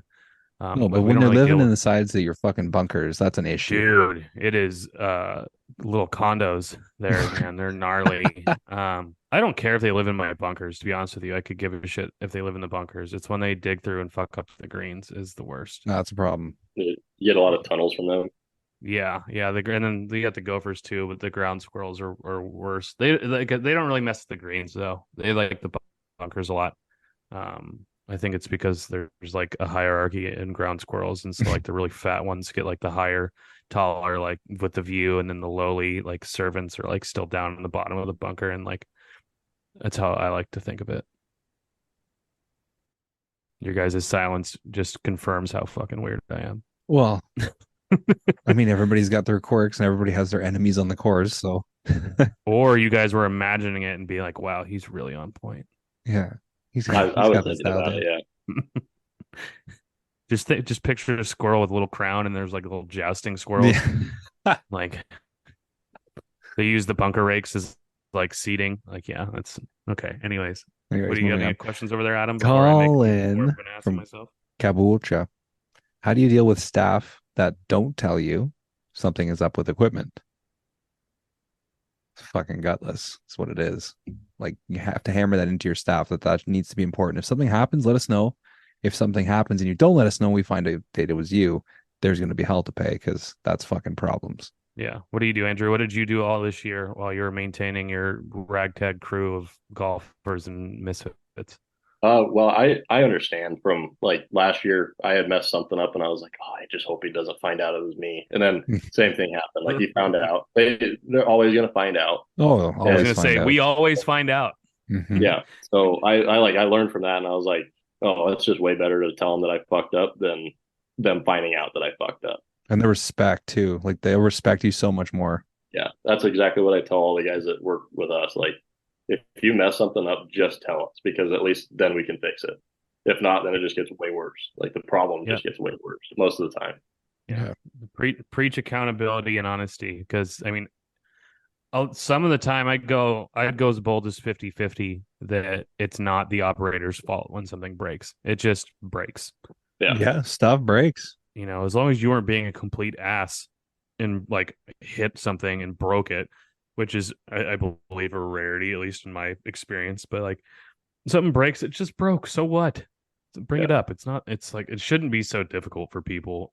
And I get that like at the beginning they're nervous and don't want to get in trouble, but it's like you're gonna get in way more trouble and probably potentially lose your job if you hide shit, especially on a golf course. Like you said, Andrew, we know. Yeah. It may not seem like it, but superintendents were pretty observant of what in the hell is going on around this place. Definitely have an eye for it. And they've all been through it too, right? Yeah. And an ear and a nose. And I Car feel drove like, by the other day. I'm like, you guys put oil in that? And they're like, what? And I'm like, you check the oil? And they're like, yeah, we totally did. I pulled up the seat, bone dry. I'm like, Nice. come on. Get it together. I feel like most of the time, even if you are being stupid on it, you're not trying to break it. Like, just tell me, like, yeah, I was hauling ass across the fairway. I know I shouldn't have been, but I was. Like, it's not gonna make me mad. Like, it happens, whatever. Like, it only makes me mad when you do it again. Yeah, exactly. Learn from what you did that broke it the first time. Right. Exactly. Who's Turf Guy 5'2"? Anyways, go ahead. Never heard of him. Carrot Kid? I don't know. Carrot Kid. Should a course change the pins daily? As a player, yes. Yeah, as a player, yes. We don't in Oakland just because we don't have the staff for it. So yeah, that's the whole reason why we don't. When I was at the Pines the first year I worked, we changed them every day. But they also had way more play. Oakland, we don't get that much play. So it's not that big of a deal. And the guys that are playing every day, they understand. So they know where they're playing. Yep, that's exactly what I would have said. It all depends on your club. Would it be great to be able to change them every day? Absolutely. Is it possible at some courses? No, not a chance. We get so many rounds every day and every year that we have to change them. By the end of the day, right around the cup is so worn out. And the walking patterns too. Everybody's stepping right around that hole all day. You get hundreds of people doing it. It needs to be changed. And move far away. You can't just fucking and everything like that. Yeah. Like you got a small front. You can't just move it to another red pin. Like it's got to become a blue pin. Move it away. And that's the funny part and the difference between, say, as like Andrew said, a small club and mine. I could leave pins for 2 days if I really wanted to. I've had days or weeks where we're swamped with other things, tree fell or something. I just had someone go out with the cup setter and just reset the lips. Yeah. Peel them back a little bit and then press them and do them. And then it is what it is. Makes sense. You bring a hole changer out if one or two need to be changed because something happened. Nope. Then... Fuck them. Hey, there's still a hole there. Yeah, it's true. Still a target, right? If they're all worn out, it's easier to make. Yeah. Really? Typically they wear out like that. And wear out so up. True. Yeah. Turn into like a little bit of a lip. Yeah, everything goes into the hole and lips in instead of lips then out. Then again, if you have a slow like rimmer, when it's like that, it's gonna kick it out most of the time. Yeah. Rimmers, eh? You're way off track today. Next question. I had a good one from Gecko. What job do you prefer to use Toro over deer? And what job do you prefer to use deer over Toro? Spraying with a deer. Actually, that's not true. Only if it's the GPS. We'll go broad. None of them. It's all Toro all the time. Wow. Yeah, I don't have a lot of experience either. We've had the first course I was at, we had John, and the second course, where I'm at now, all we have is Jacobson. So rough. Although Jake makes a decent. I hate their reels. I'm working on them right now. My green sword. Fucking.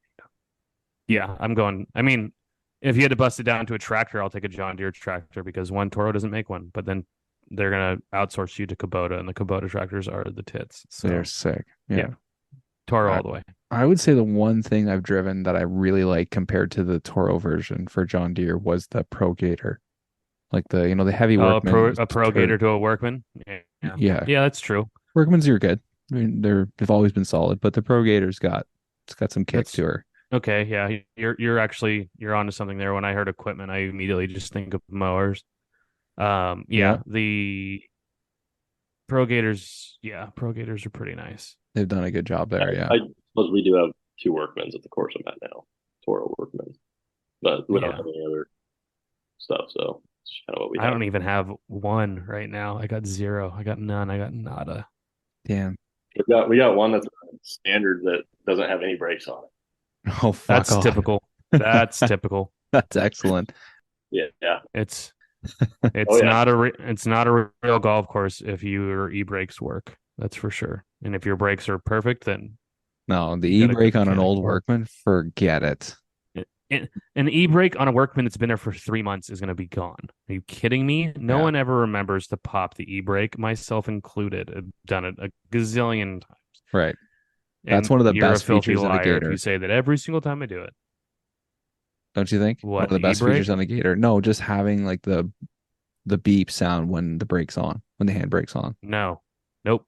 Nope. Nope. Because Nope. it's saving Nope. you. Because then Nope. you're like, oh, Anything it fuck. beeps ever. No. You'd rather wear it down, have your guys driving around no e-brakes. Would rather punch myself in the eyeball than listen to that beep. I can't stand it. It Fair is enough. the worst The noise. backup beep, I'll fucking give you that one. The backup beep, especially when you're in a cart bright and early in the morning, that sucks. Why you let everybody know you're coming? Nope.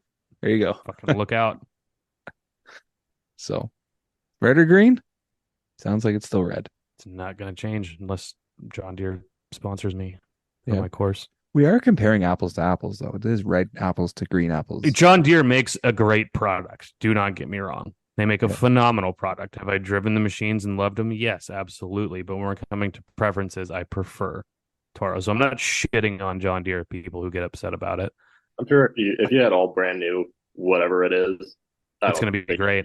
Big difference. Yo, Yeah, it'd it be would just sick. Yeah, your Toro and John Deere are going to last the most. Jacobson's going to wear out. I'm talking about blades and bent knives are going to wear out in about 45 seconds. Yeah.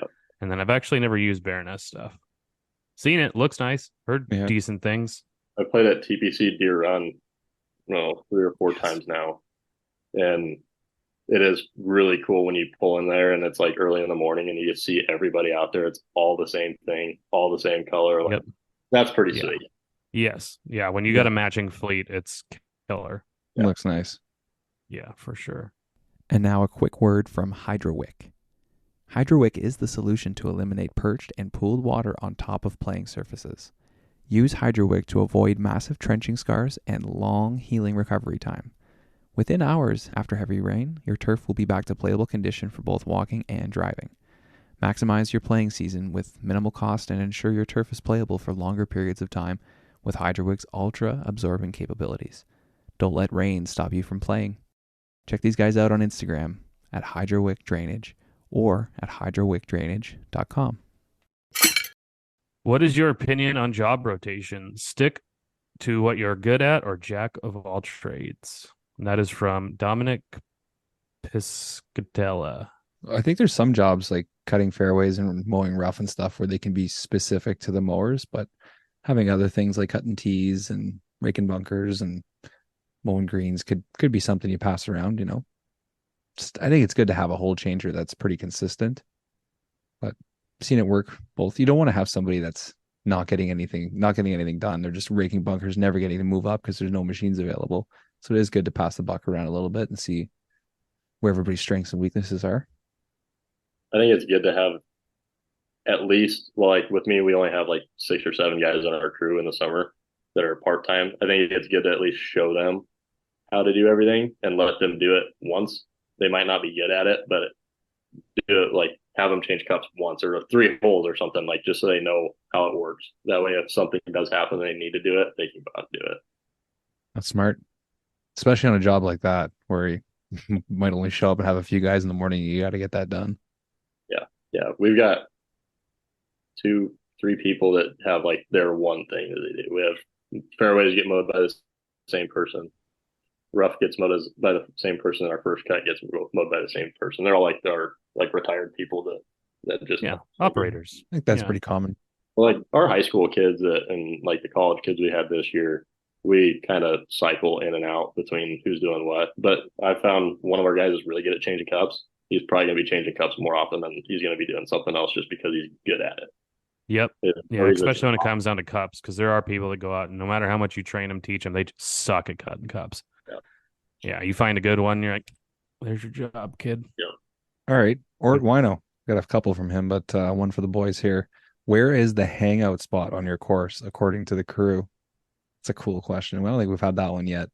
Do you guys have That a is new spot? question. We don't really have one, just our shop pretty much. If you guys are not doing anything, that's kind of where everybody bubbles up at. We don't really have a spot on the course that guys go out. Not that I've seen anyways, that guys just go out and not work and hang out. But if they're not working, they're usually at the shop waiting to get told what to do.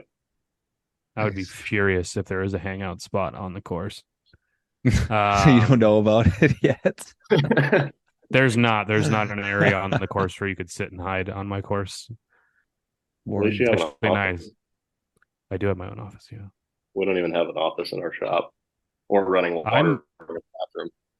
Damn. Hey, I didn't have running water for like a week into the entire building, but it's one thing that I cannot complain about with my job, and it's literally the only thing is we do have a pretty bitchin' shop. Yeah, get a good setup. Other than that, everything sucks. Ours isn't bad, and it's like 60 yards from the pro shop, so it's not like it's hard to like run up and go to the bathroom or something or wash your hands, whatever. But it would be convenient if we had one down there. The way that our course was set up, we actually have 6 different dumps on the golf course, and they're completely hidden from the golfers too. So, the guys that have radios and can communicate and stuff, it's just where are we meeting? What dump are we going to? What hole are you on?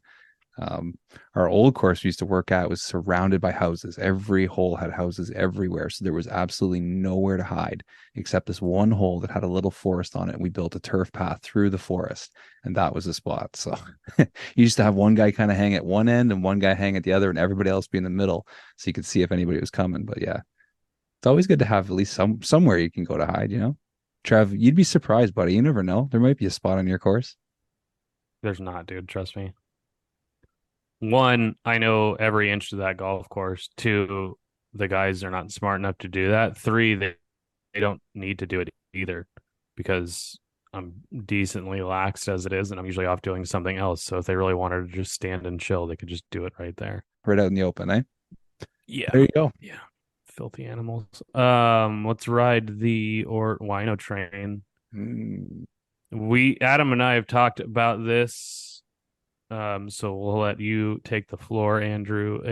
What is a day-to-day look like for Oh, that's what he wrote, was for not for you, for for me, during the heat of the season, get there at, I think we start at 5:30 most of the time. Get there at 5:30.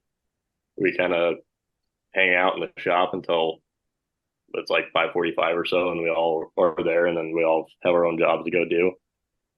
Usually I'm either cutting cups or mowing greens for the first part of the day.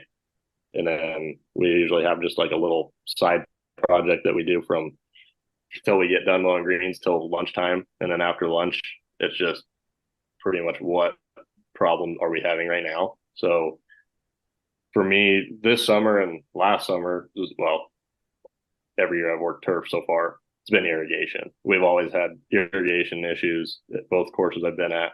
We've had a bunch of fixes that we've been doing. So that's mainly what we do after lunchtime. Me and the super go out and start working on irrigation, and then the other guys go out and hand water greens. And whenever those guys get done hand watering greens, they come and fill the hole back in that we just dug and tore up. And that's pretty much what we do from day to day. Hell yeah. Sounds like a golf course. Yep. That's the way she goes. I was gonna say it's been an hour, so we can let you go, Andrew. If you yeah, there's one thing that I wanted to get your guys' opinion about. Yeah. So this last spring, before I started at Oakland, I actually got offered a job at Cambridge, where my buddy's from, connections and knowing people. They offered me the superintendent job there. So holy shit. Literally only had 3 months of turf experience. Nothing else, like just mechanically inclined. Like I can work on equipment if I need to. I went out for an interview. I actually applied for it. Didn't think of anything. Like they'd been looking for a super for like 6 or 7 months. And my buddy told me about it. So I sent him an application, went out and interviewed for it with their board, and ended up getting offered the job. And I came back and was like, well, I need like a week and a half or so to figure out if I want to do it. It's 3.5 hours away. I have a girlfriend that's still in college here and where I live at. So trying to kind of figure that out. And she was for it. She was like, well, we'll make it work if that's what you want to do. So I had her approval, and she wanted me to do whatever I wanted to do. And so I actually talked to Josh Hagee from the Pines that I worked at last year. And I was like, what do you think? And he told me, he was like, honestly, if I were you, I wouldn't do it. He's like, you might be in over your head. He's like, I think you'll figure it out because that's just kind of who you are. But he's like, it might push you away. You might get burnt out. So then I went and talked to the super at Oakland and told him about it. And he kind of said the same thing. So I ended up turning it down.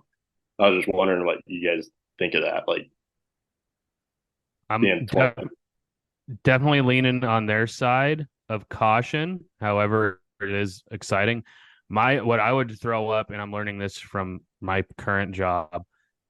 Why is it so difficult for them to find the superintendent? There's got to be a reason. That to me, it could be location, it could be something super easy, but that to me sounds like a red flag. So that's something to consider when taking new jobs is how long have they been looking for someone, and it's been difficult. Like for instance, mine, I guess someone was offered, went and looked at the course and saw everything, was like, nope, I'm not going to do this. And I was told that before I accepted it. And I was like, it's kind of a red flag, but screw it, I'm going to do it. And yeah, I should have probably followed suit, but it is what it is. Yeah, I mean, I don't know about getting burnt out, but you could get in over your head because there's so much more from an assistant job to a super job, and it's mainly administrative bullshit. You got to learn how to, manage the budget, do all of that. You got to make the big decisions, and you have zero fallback. Yeah. If something goes bad on the course and it's something controllable, it is your fault. Yeah, doesn't matter who actually did it, but it's yours, and you got to wear it, and then you have to fix it. And sometimes it's hard to figure out how to fix it. So, I mean, I think, and actually I know that they gave you sound advice. However, if you would have accepted it, it would have been a killer challenge, and I would have been fucking pumped and rooting you on. But I think in the long run, probably a pretty decent play. Yeah, that's kind of what I was thinking about it. I was like, if I go out there and I'm a superintendent and I figure out that I'm in way over my head, then I can at least put it on a resume. But then I was like, well, I can also do the same thing if I'm an assistant out here. So it kind of shows both of it. Yes. The thing about being out there is if I ended up not doing it after the first year or whatever, or I screwed up the course or whatever, ended up not having the job anymore, then it was like, oh, well, why did that golf course fail? Or like, why weren't you still doing it? And that course was actually like almost going to close because it's a small town golf course. Like it's 18 holes. It's a great course, but they just haven't had the revenue to do anything. And then on top of it, not having a super for the last year. So wow. Yeah. So that's another factor too, is a lot of places in California are different. It's usually not revenue that's making them close. It's developers buying the courses and closing them, or pressure from city fines and stuff like that, which is a rarity, but it's usually like someone trying to buy it and take it and make it into houses. So, I think my gut says you made the right call. My brain says, man, that would have been really fucking cool. I got out of the interview. I was like, I got in the car and my girlfriend came with me because she wanted to see where it was at. And I was like, yeah, I could be a 22-year-old superintendent. Like, yep. Exciting. Like, it was really exciting. And then, obviously, I didn't do it, but I think it could have went both ways. It could have went really good. It could have went really bad. They actually ended up not having a superintendent this entire summer. Oof. And the course has looked the best it's looked in the past 5 years. Interesting. So I've heard lots of stories like that, and it's usually because there's a phenomenal assistant there who doesn't want to be the superintendent and just wants to do what they do. They didn't have anybody. They had 2 other full-time guys that were like retired, like mow rough. That was it. Wow. So their board took time and had volunteers, all volunteer work that got that course to where it is, and it also helped this year. There was a lot of rain. So the last 3 or 4 years, we've been in a huge drought out here. So they got a bunch of rain and the course looks great. And I think the super at a course like 30 minutes from there, I think he came and helped out quite a bit. There we go. Yeah, that'll happen for sure. It's, again, one of the best things about our industry. And I know we've had a lot of people come on this show and talk about patience, how key that is in their careers and in this industry and what they do, because it's a lot, and to be young and to have a lot to learn, just to be patient. You've had 2 really good job offers already, So I'm sure down the pipeline there's going to be more coming. So just keep learning, keep Yeah. working. You have a great role model there. So it sounds like you're in a great spot. So you're still freaking young, dude. Lots of Yeah. way to go. Yeah. This industry rewards smart and hungry. Yeah. Hmm. I'm hoping to make it out to the GCSAA stuff in February in Arizona, but we'll see if I have enough money to do it. There you Nice. There you go. That'll be go. fun. Sell a kidney. I don't know. I might. Perfect. All right, buddy. Well, we appreciate you coming on here and doing this with us. One of the last Yeah, no, episodes of the year. sounds good. Thank you guys very much for having me on. Yeah, man, that was awesome. Yeah, buddy. All right, boys. See you later. All right, we'll chat soon, Enjoy. okay? Oh, he was quick. He's done this before. Nate Dog 429. Cool season turf or warm season turf? Which is more challenging? I think you've Warm said this season before. turf. Warm season turf is way more challenging. Yeah, because of the disease, right? Disease pressure. Disease, and then when it gets cold, it goes dormant, and then you have to bring in the cool season stuff. And that becomes a And problem. then just purely aesthetic wise, warm season grasses, and I'm only talking about Bermuda. I don't know how the other warm season grasses act. They don't stripe, so it doesn't ever looks as cool. True. Yeah. Yeah, I definitely don't. I definitely do not envy any ice dealers. Hot and damp is controllable. At least you can't really control the snow and the ice No. You when it just comes put to the your snow grass. mold When it down comes to your and grass, tarps and hope for the best. medallion. Yeah, The medallions. medallion. Okay, so what do we got here? Whoa, he's got a Larson, but he spells it wrong. I'm going with Dayquil 1. The guy's name's Dayquil? Well, it's Daiquiri. It's definitely not Dayquil, but I'm going with Dayquil. And it's Larson, but he spells it Larson, so he spells it wrong. Sorry, pal. It's definitely not spelled wrong. I'm just Norwegian and smug about my name being spelled wrong. It's your name, not mine. Favorite morning drink? Like coffee, you mean? Is that what he's going with? Whatever. I mean, Favorite. The literal grass. thing in the box is favorite morning drink.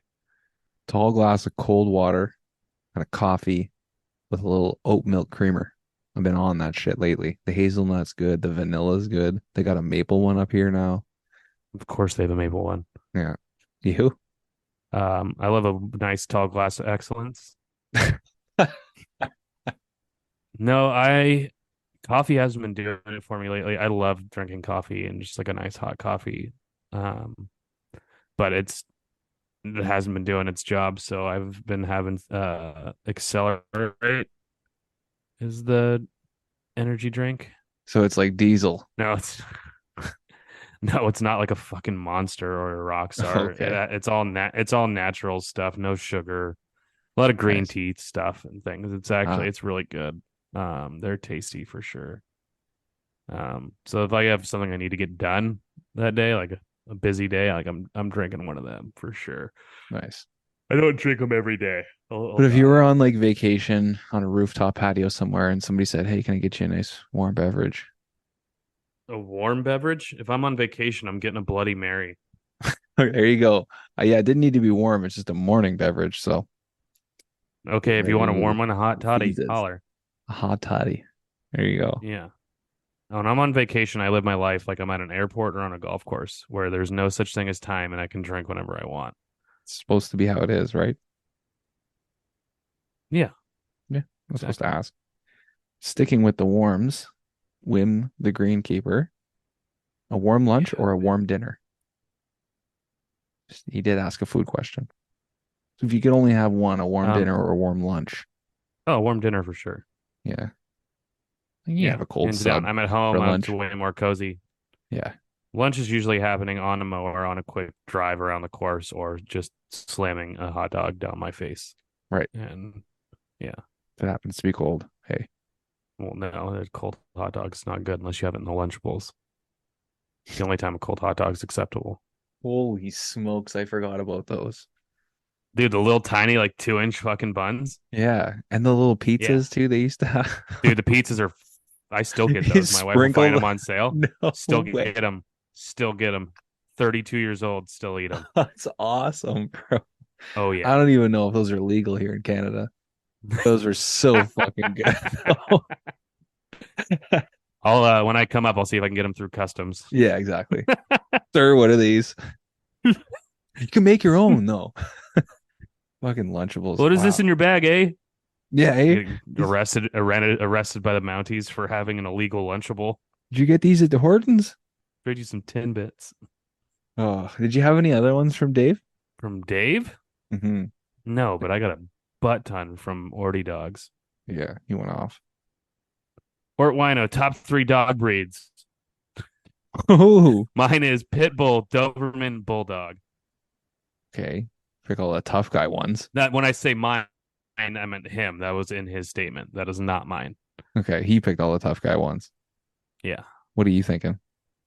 I couldn't put them in a direct order, but if I were to have a dog, I would want either. Oh, this is hilarious. This is such a span of dogs. I'm going German Shepherd, Burmese Mountain Dog, or a Corgi. All over the board. Yeah. 3 great breeds, though. And then a very, very close fourth would be a Yorkie for sure, because there's a little Yorkie that the owner comes and plays Goat Hill all the time, and his name is Cannoli, and it's the dopest little dog ever. He'll literally, yeah, his name's Cannoli. He'll literally, you can put him up on your shoulder, and he'll sit on you like a parrot. It's awesome. Oh, that's cute. An old Cannoli. Yeah. So Yeah, growing Nolly up, dogs. we've always had cockapoos. Most unfortunate name for an animal, but yeah. So we've always been a big fan. We still have one. We still have Carl. I want to get a border collie at Such some a point. good dog name. Yeah, Big K. You guys friggin' 9 Oh, it's pounds. Carl with a K. Never mind. He's European, so um Does he bark with an accent? so no, he's from Mexico and his name was That's Carlos. not European. What the I fuck? know, listen. Wait, in Canada is Mexico European? Is We adopted him from Mexico. This is my European dog from Mexico. Yeah, his name's Carl. So his name was Carlos when we adopted him as a Talk puppy. about all over the board. Oh yeah, and I didn't want to They keep named him that. Carlos. So here in Ottawa, we Why had not? Eric Carlson, right? And he was a big deal. Karlsson. Eric, yeah, he played for the frickin' Sharks for a while. They overpaid him. He has a little mustache, and now he's with the Penguins. I know. There you go. Now we're caught up. So he was a big deal at the time. And so we're like, fuck it, let's just change it to Carl.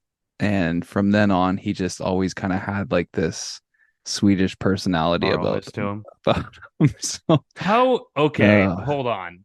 he's How all does over a the dog place. have a Swedish personality? Does he love going to IKEA and getting the meatballs? Like, what makes your dog He Swedish? does. I don't know, man. It's just always been like a backstory about him, a little Oh Swedish my boy. God. But then sometimes I talk about him being a little Spanish dog too, little perro pequeño. So Mexican dog, because Spanish is from Spain. Mexican dog, he'd still be a Spanish Yes. dog. No, I thought If he's from Mexico. Isn't saying Mexican derogatory though? no, they're from Mexico. Spanish. When you say that someone is Spanish, they are from Spain. You can speak Spanish and be from Mexico, but Mexican Spanish and Spain Spanish are a little bit different. Ah, so Mexican people Yes. are not Spanish. I mean, They're their lineage Mexicans. comes from Spain, but yeah, they're Mexicans. Okay. They're from Mexico. Yeah. There's your history lesson today, folks. Okay. Was it my? Oh, you didn't get what you gave your dogs. I think I laughed over them. So it's your turn, I believe. No, because we stopped at Carl. I was gonna say I've always wanted a border collie, because I think that's an amazing dog, but they just shed so much. So we'll see. Them and Australian Shepherds. so much energy. Mhm. Holy smizzokes. But talk about a working dog though. Like if you're gonna be a superintendent or work on a course all the time, it's a breed. Actually, I figured out what my top 3 dog is. Oh, okay. Didn't you already have 3? A cat. That's A a cat. I'd much rather have a cat. Yeah, you're a cat guy. I am a cat guy for sure. Definitely pet the shit out of a dog, but I don't want one. Mr. Fidsy. Have any tips for someone writing their exterminator license exam? Did you study for it? Yes, study your face off. Study all the shit that you don't think that you're actually going to know. Most of the stuff that you've already done on the course, you'll understand and get, but study. And it really depends on where you're at. If you're in California, it's a stupid test, as we've already gone over in this episode. But Yeah. And if it's an yeah, open study, book test, obviously. Open book test. Get a bunch of those little tabs. I don't think any state's going to be doing an open book exam Oh, for that. ours was. It was easy. Fucking But the book was huge. Dude, So- you know what's insane? Oregon's getting rid of standardized testing to graduate high school. You don't need to pass any tests. You don't need to really do anything to just graduate high school now in Oregon. Kind of makes sense though. Like if you don't qualify No, to it get does into not. school, Nope. you don't get No, a mark, high you school. just graduate. You Yep. have to get a mark. Nope. Like I can see them not giving a final exam, but you still need a mark. Like you still have to be like, okay, this person is in the top percentile and this person didn't fucking come to class. Nope. They're just saying like, thanks for coming out. Here's your medal. As far as I know from what I've heard people talking about and headlines, and like obviously to be fair with something like this, I didn't super read into it, but yeah, they're getting rid of all of it. Wow. Yep. Just Stupid. fucking handed Anyways. it out. All right, it's already on the way out. Top 5 pizza places. Okay. Or why no? It's really hard to do because it's all local. I mean, Yeah, that's tough. you want to just do top 5 pizza chains, I guess. What would be your go-to pizza chain in the States? If you could only pick one. And I'm only getting pizza. Yeah. Little Caesars. Ooh. If I'm not getting pizza, I'm going to Domino's 10 out of 10 times because Domino's not pizza is phenomenal. That's true. Their pizza's okay. Their pizza's passable. Part of the but menu. You get them parm bites and the chicken with their buffalo sauce. Fucking done. Mm-hmm. The lava cakes are Fire. good too. Yeah, they Watch are. yourself with those things. Cinnamon twist. Have you had Hungry Howie's before? Was that made its way to California? Never heard of it. Okay, like that's more of a southern thing. Never heard of it. But yeah, I'm with you. I love a Little Scissors. Yeah, Little Papa Caesars. John's sucks. Papa Joe's sucks. What's the other big ones? Pizza Hut's actually pretty good. I just haven't had it in a long time. Yeah, they're just not the same as they used to be. Um, Unfortunately, those guys. No, it was Pizza Hut and Blockbuster all day. Mm-hmm. We hit the buffet and then you go grab a movie. Yeah. Well, for San Diego folks, if there's anyone that listen to it, the best place is in Leucadia, and they have a location in Oceanside now. It's called Corner Pizza, and it is the best pizza I've ever had. So, Boom. Yeah. That's killer. We have a company up here. It's called Pizza, and they run the fucking show. It's everywhere. I bet you their founder went. I bet you it has to do with. It's got to do something with Little Caesars. It's like a Little Caesars spinoff. It's bigger than Little Caesars like here Big in Canada, Caesars. though. It's so Yeah, big. it's Big Caesars. Maybe. Well, let's go back to Dave. Voice talk, Dave. Yeah, for sure. We need a good voice talk from Dave. It's been a while. I haven't had a good voice note from him. Oh, he texted me today. Big Dave. Wood or plastic tees? A bit of a golf question. Wood, 100%, 10 out of 10. Never. I fucking hate plastic tees. They're disgusting. I can't stand them. So I'd rather carry one plastic tee around all day than be fucking snapping wooden tees left, right, and Nope. center. To each his own. Fuck a plastic tee. Is there any difference though, like performance wise? Can't be. Performance wise, probably not. No, It's just preference. it's got to be all preference. I love snapping a tee. I love Okay, there's something about it. that. And then, if you really wanted to get down to some nerd shit and some over the top environmental whatever, a wood tee is gonna disintegrate and biodegrade over time. A plastic tee is never gonna do that. Yeah. That's why you just keep it in your pocket the So- whole time. Obviously, there's paint and clear coat and what the fuck ever on a wood tee too, Right.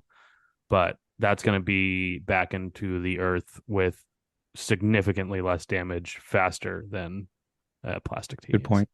I do find fixing ball marks is a little easier with a plastic tee as well. Nope, disagree. Right. It bends. You go to like country clubs and like there's usually like the logo tees and everything like that. I'll take a big old handful of some wood logo tees. I was at one a couple days ago and they had plastic tees. I was like, that's disgusting.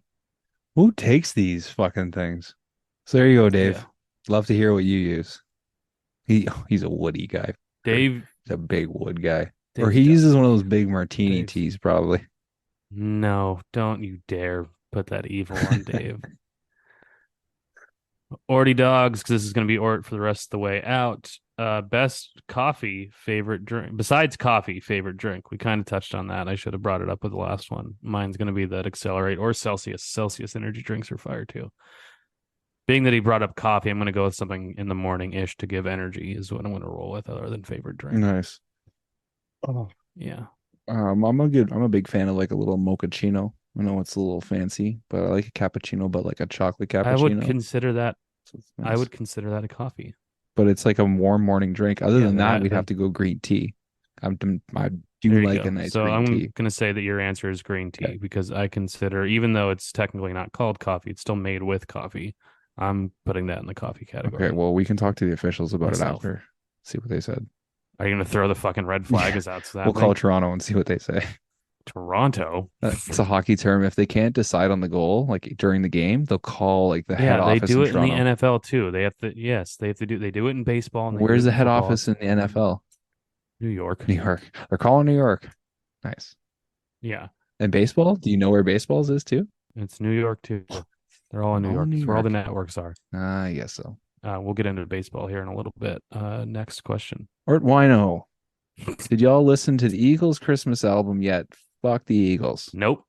Not yet. I want to buy it. It is actually the number one song on iTunes right now is from that album. That's So eat hilarious. shit. So, yeah. It's Jason and Travis Kelce singing together. So I mean, they kind of get a boost. Okay. But yeah, it's a lot of the Eagles players. Jason Kelce. My God, why can't I just think of his name? Lane Johnson. And then a bunch of other guys hop on it too from the team. But Jordan Mailata, our right tackle, is an unbelievably good singer. Like, damn singer. Like, so was almost on the Masked Singer. Good singer. Damn. Which I don't understand that show at all, but I know that just because I listened to their podcast, which is Jason and Travis Kelce's podcast, and Jordan was on it and they talked about the album and everything. And I definitely want to buy it because it's on vinyl too, which is dope. Oh, yeah. And do I can just you listen to play it for free vinyl? on Spotify. Yeah, I like getting vinyl. Nice. The last vinyl I bought was actually one of George Carlin's albums. Sick, dude. That's old Oh school. yeah, I got some comedy albums on vinyl. It's super fun. Yeah, I grew up with that shit. My dad's got so many. He's had a few different record players over the years and stuff. It's very nostalgic hearing that. So it looks like the last one from him. We have two left here. Last one from him, or Wino. No. Besides coordinating people on the show, what's admin task that took a while for you guys to get consistent at? I don't do anything other than talk, so it's been pretty. Oh, I guess getting consistent at reading the email questionnaire beforehand. Yeah, just probably the overall routine of just the whole week of us getting the questions and preparing for the interview and then making sure we're It's always both good when here. Adam texts me to remind me. Yeah, well, because there's a lot of days I forget. Yeah, and it's mainly because I'm just busy and don't even realize that it's Thursday. Oh my gosh, Thursday night football, and right now Ravens Bengals. Cool, sick. But yeah, I think we've gotten into a pretty solid routine now, and everybody kind of knows what to expect. I just had one quick last one from C Totter 77. Adam, do you tarpon? That's a new guy. Adam, do you tarpon apply heavy top dress to your greens for the winter? And dude, we apply everything: snow mold, top dress, tarps, straw, ice shields, vents. We get hit with pretty heavy snow and ice where we are, so we prepare. This comes from your boy, Ian Foster. Yes. Way too early predictions for the majors next season. Wow. That is early. It is way too early because we don't know who's signing where. Whoever gets the now just announced unanimous MVP, Shohei Ohtani, will have a pretty good boost. What? I'm liking the Jays. What are you talking about? Definitely. He said majors. Yeah, the majors. Like for golf? I'm thinking major leagues, man. Baseball. The major, you can't fucking predict golf majors. Get the fuck out of here. Why would he word it the majors? Why would you ask for predictions for golf? No one, even the Golf Channel doesn't predict who's going to win. The only entity that might predict a winner is just the odds in Vegas. No one predicts golf majors. That's hard. Well, the season's kind of over now, right? So who in your mind would have a bit of a favorite? Every single one of them. Any single person with a tour card. Anybody can win the Masters. Like it's in April. Yeah. It's just you can't predict a fucking thing when it comes to that. Who's going to have a good year next year? I don't know. I want Max Homa to keep doing it. He just what his first international victory. I want to see Sahith Theegala another PGA Tour win. I want to see him compete at the Waste Management. I want to see Jordan Spieth have a better year. I really want to see Justin Thomas make a comeback. And I say comeback light because he just had a bad year. I want to see him come back strong and be back to being, the player we all know and love. I want to see John Rahm keep falling off because he's a whiny little crybaby, who I used to really like until these last couple of years. Yes. And it has very little to do with his Callaway branding now. So could a good prediction? Cool to see Tiger play another event. Well, yeah. Could you make the prediction that like there could be 4 different major winners next year, as opposed to maybe like, okay, Scotty could take 2 out of 4 kind of thing? I'm willing to bet that there's 4 different ones. Yeah. I don't see anyone. No one's consistent enough to do 2. Right. The only ones that were, if you were to say who couldn't get 2 majors next year, it'd be Scotty, sadly John Rahm, and like Rory could do it. Do it. He still has. Dude, he hasn't done it, and so yeah, he could. Yeah, and of course he could. I don't see it. Right. You're not going to put your money on it. Doing it. I would love him to. I would love him to. I would be just jacked if Rory. I want to see Rory put on a green jacket. Is what. I really want. Definitely. We need to see that happen. I want Homa. I'm rooting. Or actually, you know what? Victor. Yep. 100%. That's the kind of guy that could take a couple down next year. Because he was into it so much. Yeah, that's last year, dude. It was last year. It's so people truly don't understand how difficult it is to win a golf tournament. That's tough. Think about it. Ugh, the winner of these tournaments win millions of dollars. The guy in 5th place on some tournaments will win $1 million. Still for coming in 5th. 5th. Yeah. That's how hard it is. But it's 5th. That's why Tiger is so great, because he won so much in a sport that is nearly impossible to win. Right. Like, he dominated. It's insane how hard it is to win in golf. And when you're no matter what level of competitive golf, it is so hard. And then next year, our boy from O-side, Colin Featherstone, I'm willing to bet right now he will be top 30 and make the PGA Tour next year. Well, he would have this year. He took a break off. His wife had their first child, so he did the family thing and took time off. Yeah. When I said, I've been thinking baseball the whole time. Yeah, no, it's all good. I grew up in baseball, and someone says the majors. Yeah, when someone says the majors, and this is for next season, like obviously golf kind of does have a season, but I hear season, I don't think golf. No, yeah. Baseball did just end and stuff, so it's understandable. I do have a sports fact of the day. How many sports are there in the world, would you say, if you had a guess? Oh, there's hundreds. Keep in mind that there were... Are you talking about professional? I'll throw this out to you. There were 33 sports in the Olympics. I need a parameter. There were 33 sports in the Olympics. We're talking about the world, yeah. There's only 33 sports in the Olympics? There seems like there's way more. So in the Olympics in 2021, that says, so that would have been the Summer Games. Oh, fuck. Yeah, they're adding flag football, so I don't give a shit about the Olympics anymore. And this is saying that there's 8,000. Ridiculous. 8,000 sports, different sports, registered with leagues across the world. Crazy. Not really. I follow like 3 or 4. There's 8,000. We formed a wiffle ball league in middle school. Like, what a game. I had a buddy that had a tournament every year, every summer. It was so big bonfires and kegs and everything. Man, we should do that again. But yeah, 8,000 sports across the world. Who would have thunk it?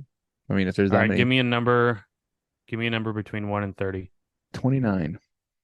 29. Stupid number 2. Can't win. The King of Hearts is the only king in the deck of cards without a mustache. Huh. Why is that? Dude, I literally typed in stupid facts of the day. And that's what we got. And it came up with. But speaking of cards, should we tell people about our new favorite person on social media? We have a new favorite person on social media. Jason Ledane. Who the hell's that? The guy that does all the card tricks and chirps everybody. Oh, yes, Yeah. dude. Yes. Card Magic by Jason. So good. Oh, fuck. I Oh could my watch his God. videos Phenomenal all page. day. All day. He's such a dick. Yes. But subtly and so modest. He's not modest at all. He's talking his talk, which is why I love him. He talks so much shit and then he's unreal. Yeah. Okay. I can't remember handles and names. I just know follow that fucking guy. Yeah. Like Card Magic by Jason. Yeah, so he does the card tricks, and people will call him out in the comments on YouTube because that's where he posts most of them. And they'll bet him money. They'll be like, "Oh, I bet you $150 you can't pull out like 2 or 4 twos in a row or whatever." And he goes like, "Oh yeah." And he's like, "Oh, people call it fake, blah blah blah." And he starts talking shit while he's shuffling cards, and he has a little timer in the bottom so you can see that it's not edited and fake and shit like that. Mm-hmm. And he just mercilessly talks shit. Never looks down at the cards like hardly ever, and then just pulls out whatever they wanted. And he's like, "Cool, yep, Venmo's in the top comment." Yeah. He does some of them blindfolded too, and like it's all sleight of hand. Dude. And he remembers where the cards are in the deck and everything. It's unbelievable. Oh, and he'll show the deck so you see that it's not like a fake deck. He'll pull brand new ones off back behind him with the wrapper on. The dude's impressive. I'm so curious how much he charges for a private show, you can hire him, right? I think so. He's the idea for the fans and the folks out there. The show's coming in February. It's in Arizona. Mm-hmm. We all know of a really cool course that just opened up in Arizona. Not far. They should probably have their lights by then. Maybe. What do we think of a Turf Today Cup? Who would actually sign up, price pending, to play? And this is asterisk. I haven't reached out to anyone at Grass Clippings at all, so this could be complete fantasy this season at least. But say we were to lock in a date right around the show, preferably probably one of the nights, and do a night tournament, because that'd be sick. But who would be interested? Message, comment, whatever, if you'd be interested in playing in a non-serious tournament, way more for fun. There'll be trophies and prizes and whatever. But a golf tournament, well, maybe a 2-man tournament. We'll see. Probably a 2-man tournament. Yeah. We'll have to do something like that. Yeah. And we'll see. We'll gauge interest, either solo or 2-man tournament at Grass Clippings during that week. Let us know, because I think it'd be super fun to try and do. And I definitely just want to win a trophy. You just want to keep winning, eh? Just keep the streak Andrew's alive. not invited. But yeah, no, everybody's going to be down there. So why not try and get together and play a little golf and have some beers, and we should bring some merchandise. And yeah, it's a good idea. So let us know if you're interested. I'm curious how many people actually listen to the full show. There's got to be some people that hang on, but yeah, no, it can't be the full amount. So thanks for everybody that's still listening. We love you. Okay, buddy. Well, I'm going to Dairy Queen. Well, I'm not lying. Just where we're at in our lives right now. There's one about 350 yards from my house. They got a drive-through. I'm going. I can wear my slippers. You're going to drive 350 yards from your house. Yeah, it's cold out. There it is. Just turn the truck on and drive down. Maybe bring the dog. It's your go-to Blizzard, boy. I don't go to there's Dairy Queen's not really a big thing here. No, I guess not, eh? Not really. I think I've eaten at a Dairy Queen maybe twice in my life. Wow. You're right. They're not that big in the States. We got them. There's plenty of them. Yeah. You got them with Orange Julius's, right? No, that's not really a thing. I think I've seen like maybe 2 Orange Julius's, and they're typically in malls. Yeah. That's a Family Guy joke too, I think. And they're usually with hot dog on a stick is where I see them. It's with hot dog on a stick. As if that's called, as if that's actually the real name. That's dead serious. Google it. Dude, there's places in the U.S.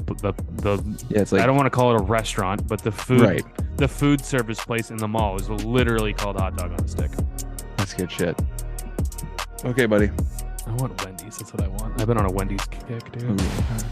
Give me that square cheeseburger. Yeah, I'm gonna dip it in my Frosty. No, you dip your French fries, not your burger. Okay.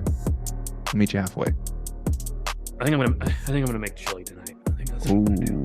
A little Thursday night football and some chili. Oh shit! Yeah, the game's on later. Game's on.